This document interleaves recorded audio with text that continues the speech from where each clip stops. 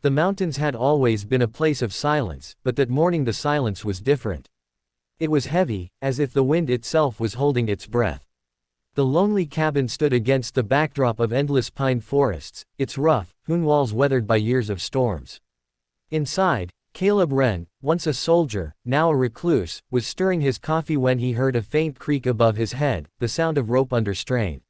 He stepped outside, his rifle in hand, and froze. Hanging upside down from the edge of his porch roof was a young blonde woman, her hair swaying in the cold breeze, her wrists bound, and a crude piece of leather branded into her torn blouse.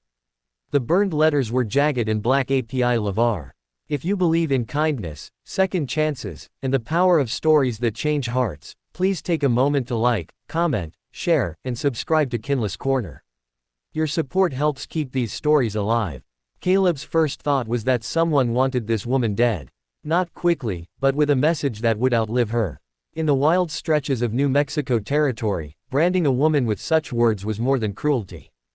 It was a death sentence. The tension between settlers and the Apache had been boiling for years. And anyone accused of sympathy toward the tribe was cast out, often hunted. Caleb knew this too well. He'd seen it happen when he was young, when his own sister had been accused of helping an Apache boy escape a lynching. She never made it back home.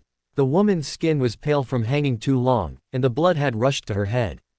Caleb cut her down, catching her before she hit the ground. She was light as a breath, and when he carried her inside, her lips barely moved. Her eyes fluttered open just enough for him to see the glassy blue behind them. She smelled faintly of smoke, leather, and fear. As the hours passed, Caleb worked to bring her back, wrapping her in blankets, giving her water drop by drop. She woke fully by nightfall. But the look she gave him wasn't one of gratitude. It was caution. She had the gaze of someone who'd been chased for so long she no longer trusted stillness. Caleb didn't press her with questions. Instead, he made stew and set it in front of her, letting the warmth of the fire and the quiet of the cabin speak for him. Days turned into weeks, and little by little, fragments of her story began to emerge. Not through words, but through the way she would stiffen when she heard riders in the distance, or the way she would sit by the window at dusk, watching the treant with clenched fists. She had been the daughter of a railroad foreman, raised in a town where the Apaches were called savages and treated like ghosts that stole cattle and children. But while others saw enemies, she saw people. She had once nursed a wounded Apache boy back to health in secret, giving him food and water until he could return to his people. That act had gone unnoticed for years until someone found out. The branding had come from her own townsfolk. They had accused her of betraying her kind, of siding with the enemy. She had been tied, beaten, and dragged into the mountains as a warning to others. Her hanging from Caleb's roof was no accident. It was a cruel message meant for him as well. He had once served in the army units tasked with dealing with the Apache, but he had left in disgust after seeing the bloodshed. Those who wanted her dead also wanted to remind him that his past could still be used against him. Caleb knew keeping her was dangerous. Word would spread. Men would come not to ask questions, but to kill, and yet each day he found himself more certain that he could not send her away. There was something unspoken between them, a shared understanding of what it meant to be marked by the cruelty of others. When the snow began to fall, the trouble came. 3 riders appeared on the trail, their coats dusted white, their rifles gleaming.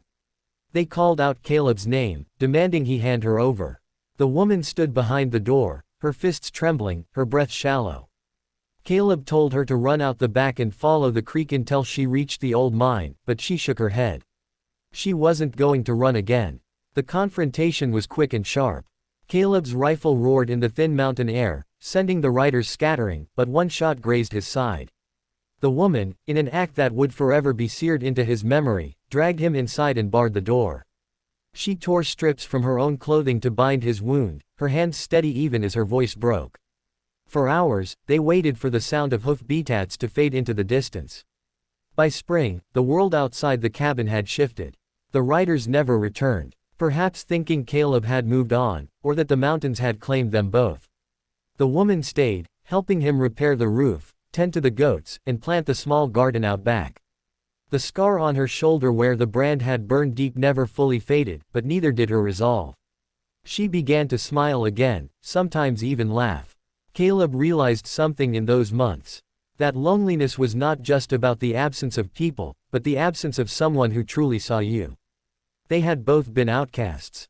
Both marked by the cruelty of a world quick to judge. Together, they found something they had both thought lost forever: peace.